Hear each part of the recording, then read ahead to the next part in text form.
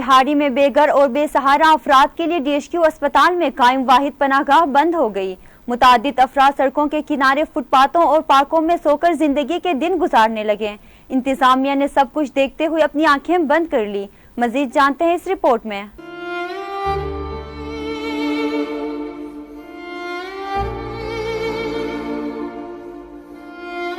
वज़ीर आज़म इमरान खान और वज़ीर आला पंजाब सरदार उस्मान बुज़दार के विजन के मुताबिक बेघर और बेसहारा अफराद के लिए DHQ वहाड़ी में जिला की वाहिद पनाहगाह बनाई गई थी, जहां शहर के मुखय्यर हजरात इन बेसहारा अफराद को खाना फराहम करते थे कि अचानक पनाहगाह में खाना देना बंद कर दिया, जिसकी वजह से बेसहारा अफराद मुश्किलात से दो चार हो गए और बेसहारा अफराद ने पनाहगाह से निकलकर फुटपाथों और पार्कों को अपना मस्कन बना लिया और शदीद गर्मी में खुले आसमान तले पार्कों और फुटपाथों पर सोने पर मजबूर हैं, जबकि इंतजामिया ने सब कुछ देखते हुए भी अपनी आंखें बंद कर ली। ज़राए के मुताबिक जब किसी शख्सियत ने पनाहगाह का दौरा करना हो तो अपने ही बंदों को पनाहगाह में पनाह देकर फोटो सेशन कराया जाता है, जो कि सरासर वज़ीर आज़म और वज़ीर आला पंजाब के विजन के खिलाफ है। शहरियों ने कमिश्नर मुल्तान से मुतालबा किया है कि नोटिस लेते हुए पनाहगाह को 24 घंटे खुला रखने की हिदायत की जाए ताकि बेसहारा और मुस्तहिक अफराद पनाहगाह में सुख की जिंदगी बसर कर सकें।